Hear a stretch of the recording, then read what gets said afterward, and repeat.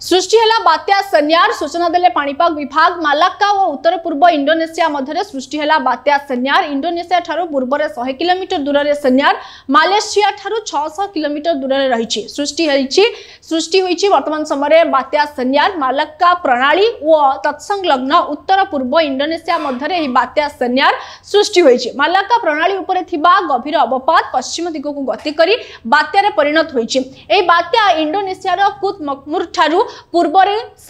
100 kilometre दूर रे रहितिबा बेले मालेशिया ठारू 600 किलोमीटर दूर रे रहिछि एहा क्रमे पश्चिम दक्षिण पश्चिम दिगरे गति करी पूर्व दिगरे गति करिवो सेपरि अनेक सिस्टम रे दक्षिण पश्चिम बंगोपसागर और तत्संलग्न दक्षिण श्रीलंका और भारत महासागर मध्य लघुचाप सृष्टि होईछि एहा उत्तर पश्चिम दिगरे गति करी वेल मार्क्ड लो प्रेशर और परवर्ती 24 घंटा रे एहा अवपातर रूप नेबो तबे ही दुईटी सिस्टम ओडिसा उपरे सीधासळक प्रभाव पड़ी न पारे बोली पाणीपाग विभाग पूर्वानुमान करछन्ते ते वर्तमान समय जहाँ अपडेट आसुची सृष्टि होईची बात्या सन्यार एवं भारत उपर यार विशेष प्रभाव नहीं ओडिसा उपर मध्ये यार प्रभाव विशेष पड़िबो नाही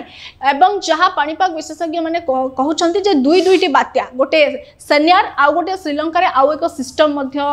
आसुची द्वितीय तेरे दुईटी बात्या एवं अनेक किछि प्रश्न जहाँ वर्तमान समय जे शीत दिन चलित वर्ष देखिबा शीतर प्रभाव सतेटा आमे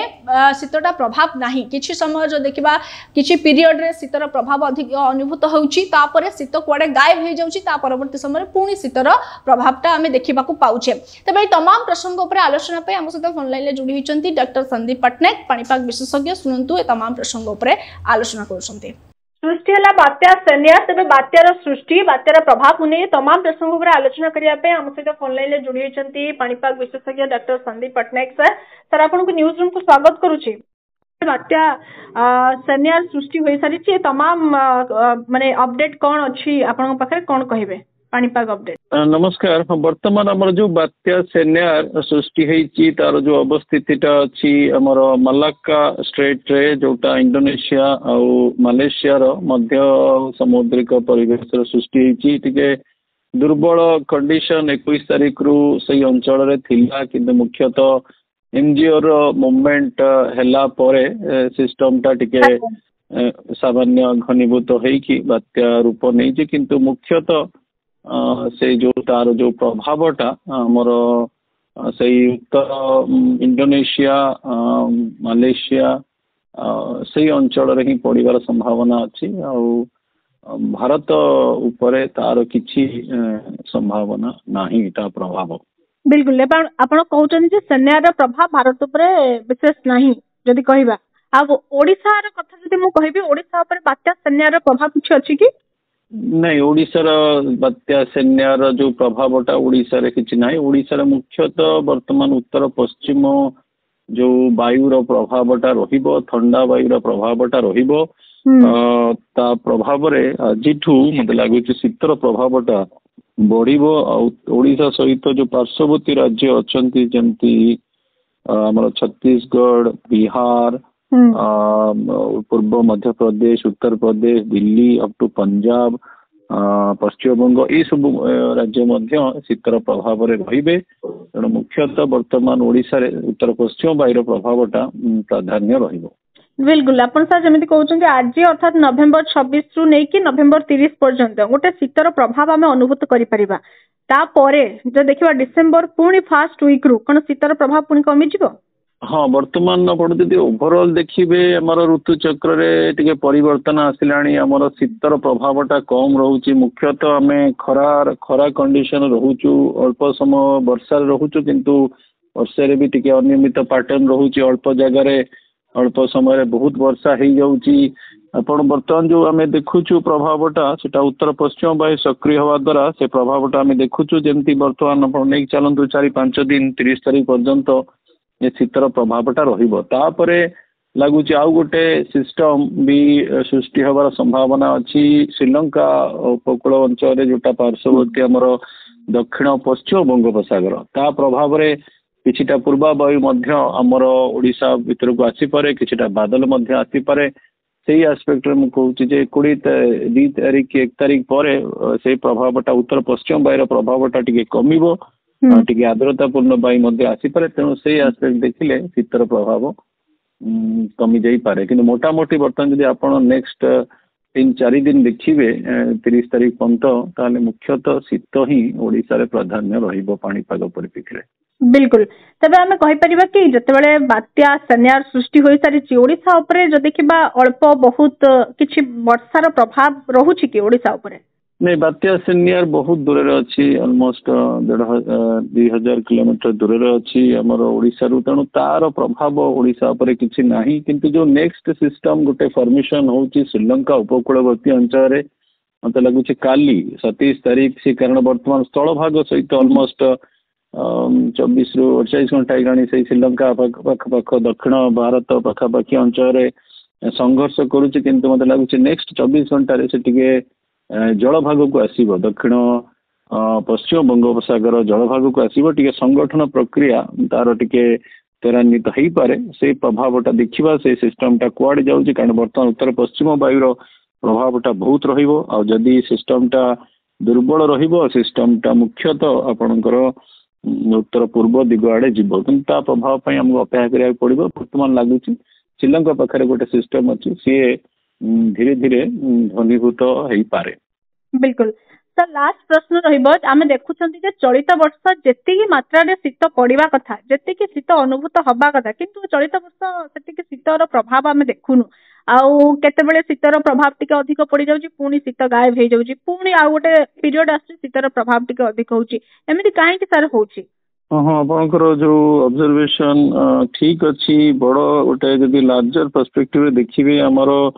ऋतुचक्र रे परिवर्तन सब आसी आप 2024 को जो अवलोकन करेंगे फेब्रुआरी मासर हिट वेव आरंभ हो गला से heat wave intense heat wave up to June पर्यंत चलला तापरे आपनकर जो ए वर्ष आपन जदि परिलक्षित करेंगे मनसून आमर मे 24 बेल को आसीगला आउ पछू पछ लघुचाप क्षेत्र बंगोपसागर रे चलिला आउ एबे मध्य चली तेणु जितेबाला बंगोपसागर टा बेसी सक्रिय रहे पूर्वा वायुर प्रभावटा प्रशांत महासागर बहुत मात्रा रे पड़े मनसून समय तो एमती शीत रहे कि शीत मनसून चलीगला पूर्वा वायुर जो प्रभावटा रही आर्द्रतापूर्ण वायु भारतीय भूखंड को आसो तेणु ता प्रभाव रे शीत कमी जाए आ सहित भी जो उत्तर पश्चिम वायुर प्रभाव भी दरकार शीत को बढ़िया तेणु गोटे एपिसोड आपंकर मंथा अक्टोबर शेष सप्ताह नवेम्बर प्रथम सप्ताह गला 8 रु आरंभ होता 8 रु चलला 15-16 पर पूर्वा वायुर प्रभाव आरंभ होगा शीत कमीगला पुणी बर्तमान लगुच जो शीतर प्रभावटा एवं पश्चिम वायु द्वारा प्रभाव आरंभ हम पुणी जदि श्रीलंका सिस्टम टे घनीभूत हुए से पुणी पूर्वा वायु ओडिशा उपरकू आणब तेणु पुणी शीतर प्रभाव कमी जाए कि बर्तमान लगुच जे बंगोपसागर जो पछक पछ सिस्टम रही आर्द्रतापूर्ण वायु किछटा बादल सृष्टि शीतर प्रभाव को कमे थाए मोटामोटी बर्तमान लगुच उत्तर पश्चिम वायुर प्राधान्यटा नेक्स्ट 4-5 दिन श्रीलंका रे सर आउ गोटे भी जहाँ अपडेट आसुची श्रीलंका रे आउ एक सिस्टम भी आसुची कोन कहबे तार किछि अपडेट आपन पाखरे अछि कोन कहबे से अपडेट को नहीं? हाँ श्रीलंका पाखे जो सिस्टमटा अच्छी से वर्तमान स्थल भाग सहित बहुत इंटराक्ट करुच्ची किंतु आउ 24 घंटा चलीगला परे से टिके जल भाग आड़ को आसबार संभावना रोची जोटा आम दक्षिण पश्चिम बंगोपसागर तेणु सेठी भी गोटे सिस्टम डेभलप करि पारे जदि से सिस्टम डेभलप करिवो आ बात्या रूपे परिगणित हबो ताहाले तार ना दिथा रहिबो सेटा यमन द्वारा दिया जाइछि किंतु मते लागुछि आउरी 24 घंटा परे आपरे क्लैरिटी आसी जिवो तेणु गोटे सिस्टम हमर जो चली मालाका स्टेट रे तार दुर्बल कंडीशन अच्छी पुणी गोटे सिस्टम वर्तमान श्रीलंका पाखे घनीभूत हबार यथेष्ट संभावना। तो सर आम कहि दुईटी बात्या गोटे सेनियर आ गोटे द्वितीय जहाँ कहउछन गोटे मालाका पटे आ गोटे श्रीलंका पटे आ गोटे सिस्टम माने दुईटी बात्या वर्तमान समय आसुची ये गोटे बड़ अपडेट दीटी आसुची कौन से जो मलाका जो स्टेट अच्छी सेठी दुर्बल सिस्टम से सेठी ही तार जीवन चक्र सरी जीवो सेठी आउ तार जो किछटा अवशिष्ट अंश आसीज किंतु जो श्रीलंका पाखे जो सिस्टमटा अच्छी सी भी स्थल भाग पाखापाखि अंचल अच्छी बहुत धीरे धीरे घनीभूत होउची किंतु तार किछटा घनीभूत लक्षण अच्छी नेक्स्ट 24 ରୁ 48 घंटा भीतर तेणु आमको ता उपरे मॉनिटर करिया पड़िबो मोटा मोटी वर्तमान लागुची से गोटे घनीभूत हेई पारे हेले आउ गोटे बात्या भी बंगोपसागर दक्षिण बंगोपसागर पार्श्ववर्ती सागर रही पारे। आज्ञा बहुत बहुत धन्यवाद सर। तेज आपण मैंने शुणुले जे डॉक्टर संदीप पट्टनायक आम सहित फोन लाइन में जोड़ी होते बात्या को नहीं बात्या सन्यार अपडेट दौले